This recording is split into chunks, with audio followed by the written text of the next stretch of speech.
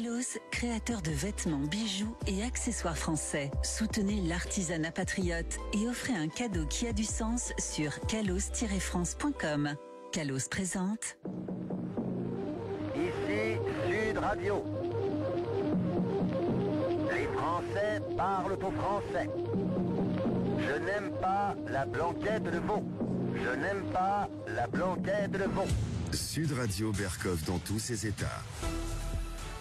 Au feu les pompiers, au feu les pompiers. Eh bien écoutez, nous sommes effectivement avec le porte-parole de l'intersyndicale des pompiers de Lyon, Rémi Chabou. Bonjour. Bonjour à vous. Bonjour Rémi Chabou. Je rappelle que nous sommes dans les studios de Fiducial à Lyon et je salue les techniciens et tous ceux qui nous aident ici et ils nous aident avec beaucoup d'efficacité. Et on est à Lyon dans cette fête des Lumières, mais la fête des Lumières n'empêche pas que l'on parle des choses non pas qui fâchent, mais qui posent problème. Alors Rémi Chabou, vous êtes en grève. D'ailleurs, vous le mettez sur votre, j'allais dire uniforme, votre tenue. Pourquoi ? Écoutez, Monsieur Berkov, ça fait 65 jours que nous sommes en grève. 65 jours et malheureusement, on n'a aucun écho national, hormis les médias locaux qui expriment nos difficultés. Oui. Depuis 65 jours, nous luttons pour des effectifs principalement. C'est la principale revendication. On nous a même proposé encore très récemment, la semaine dernière, des primes pour cesser la grève à hauteur de 600 € pour les agents. Nous avons refusé. Dites-moi un endroit en France, en Europe, ou dans le monde où des entreprises proposent des primes à leurs employés et les employés la refusent pour avoir des effectifs. C'est aujourd'hui notre mal racine. Nous avons besoin d'effectifs rapidement dans les casernes. Pas dans 1 an, pas dans 2 ans, c'est immédiatement des renforts dans les casernes. Si vous parliez de la fête des Lumières, si on n'avait pas aujourd'hui les réquisitions, c'est-à-dire que les pompiers que vous avez aujourd'hui sur les dispositifs de sécurité à la métropole de Lyon et dans le département pour la fête des Lumières, ouais. C'est uniquement des sapeurs-pompiers qui sont réquisitionnés. Ah oui. C'est-à-dire que, en fait, c'est d'abord le manque de moyens. C'est le manque de moyens, c'est notre mal racine, comme je vous l'ai indiqué. C'est primordial pour nous de recruter, et c'est même pas nous qui le disons, c'est la Chambre régionale des comptes qui indique qu'il manque plus de 150 pompiers dans le département du Rhône versus les autres départements de même strate. Lorsqu'on compare les effectifs qui sont même en difficulté dans d'autres départements, la Seine-et-Marne. Mais alors, qu'est-ce qu'ils vous disent quand vous parlez de ça, quand vous demandez ça ? On n'a pas les moyens, on ne peut rien faire. Qu'est-ce qu'on vous répond ? Vous avez parlé aux maires, vous avez parlé aux autorités, à la métropole. Qu'est-ce qu'ils vous disent ? Alors c'est ça, Monsieur Berkov. Tout le monde est d'accord pour être d'accord. Aussi bien les élus locaux que les élus nationaux. Tout le monde est d'accord, même le ministre de l'Intérieur, tout le monde est d'accord qu'il faut mettre des moyens très rapidement, des moyens humains. Et malheureusement, effectivement, il manque les finances. On avait des échéances qui étaient prévues, lancées par Monsieur Retailleau, le ministre de l'Intérieur, pour le 11 décembre.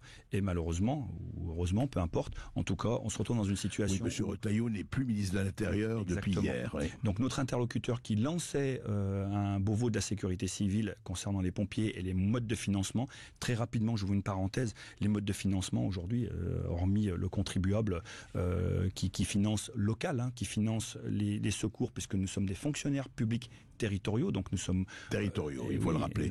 Donc c'est le contribuable local qui vous finance. Qui finance et qui bénéficie normalement de l'ensemble des secours. Sauf que depuis 5-6 ans, avec les dérèglements climatiques, peu importe, en tout cas, nous sommes de plus en plus, je prends l'exemple qui est le mien, les pompiers de Lyon, du Rhône sont appelés de plus en plus sur des missions extra-départementales. Donc, on va faire des renforts sur des feux de forêt dans le sud de la France, voire même à Bordeaux en 2022 sur les méga-feux. Jusque dans le Var ? Mais évidemment, partout, même partout, des Alpes-Maritimes, tout l'arc méditerranéen, et même... Je dis extra-départementaux, mais même à Mayotte pour distribuer de l'eau, en Nouvelle-Calédonie pour appuyer les services. Donc les pompiers de Lyon peuvent se retrouver à Mayotte ou en Nouvelle-Calédonie ? Alors, non seulement ils peuvent, mais c'est le cas actuellement. Là, on a des pompiers actuellement à Madrid. Et donc, et même international, puisque nous avons des pompiers, donc, comme je vous le disais, à Madrid, on a des pompiers qui sont partis en Grèce. Donc, effectivement, nous sommes des fonctionnaires publics territoriaux et donc nous avons vocation à travailler, œuvrer pour nos administrés sur place, la population du Rhône, mais de plus en plus, nous intervenons en dehors de nos frontières. Et donc se pose la question de savoir, est-ce que c'est uniquement au contribuable local, donc lyonnais, et ça se pose la question dans tous les autres départements, de financer ces secours ? Parce que l'État, je parle de l'État national, ne vous subventionne pas. Vous n'êtes pas subventionné par l'État en tant que tel. Non, pas à la hauteur de ce qui doit être fait. Donc non, on n'est pas subventionné du tout. Il y a des pistes. Et c'était une piste qui était prévue, donc une ouverture du Beauvau de la sécurité civile lancée par M. Retailleau.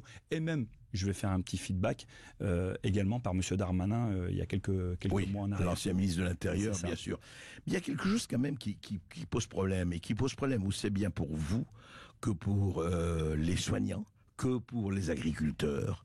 Les enseignants. On ne va pas mélanger les genres. Mais quand même, ce qui est incroyable, c'est que il y a des gens qui sauvent des vies, et qui sauvent des vies et qui empêchent des incendies de se dégénérer en tragédie totale. Il y a des gens qui sauvent des vies à l'hôpital ou ailleurs, sont les soignants. Il y a des gens qui nous nourrissent, et c'est quand même aussi important, les agriculteurs.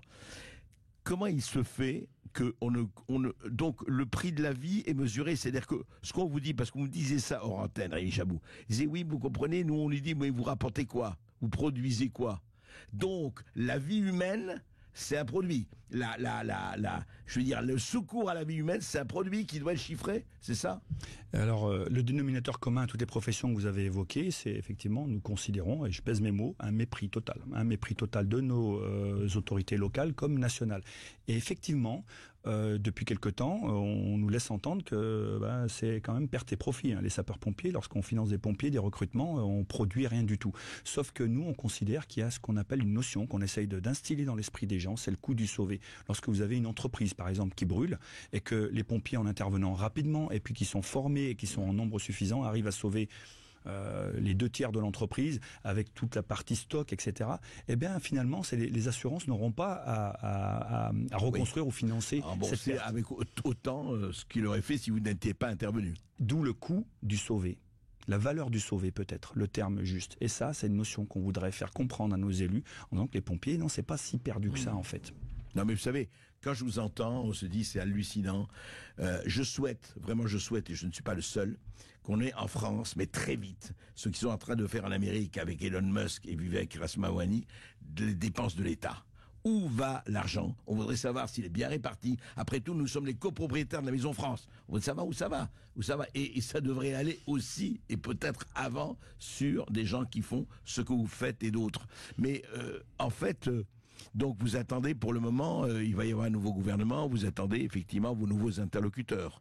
Alors oui, on attend les nouveaux interlocuteurs. Alors ça nous inquiète un peu, parce qu'il y avait des engagements qui ont été pris par M. Retailleau. On a des engagements également de la part de nos financeurs locaux qui nous disent on attend de savoir toutes les taxes spécifiques sur les contrats d'assurance. Parce qu'il y a des taxes spécifiques, vous l'ignorez sans doute, mais sur chaque contrat d'assurance, il y a des petites sommes qui sont récupérées par l'État et qui sont reversées vers les services départementaux incendie et secours pour financer de l'achat de matériel, etc. Aujourd'hui, c'est uniquement sur les véhicules à moteur immatriculés avant 2005. On imagine que les pompiers, on n'intervient pas que sur des véhicules à moteur immatriculés avant 2005. À tous les accidents. Donc il y a des choses à faire ici. Il y a des choses à faire évidemment, et si je peux rajouter un petit point, si vous me permettez, M. Berkoff, c'est on a des délais d'intervention, c'est historique dans l'histoire du secours et de la sécurité civile en France. On a des délais d'intervention qui ont pris 30% sur l'ensemble du territoire national. Ça se représente sur le Rhône à 2 minutes 40 de plus sur les délais d'intervention. Effectivement, les aménagements avec les pistes cyclables, peut-être, mais il y a également le manque de personnel. Vous voulez dire que il y a du retard, on vous oblige à du retard sur les interventions. Exactement, et c'est sourcé, vérifié par des documents officiels. Sur l'ensemble du territoire national, nous avons pris 30% de délai, donc c'est 2 minutes 40 en plus. Un petit exercice entre nous. Ça peut sauver des vies, oui. 2 minutes 40 quand quelqu'un saigne, enfin une hémorragie importante, ou ne respire plus, ou son cœur bat plus, ça peut être mortel.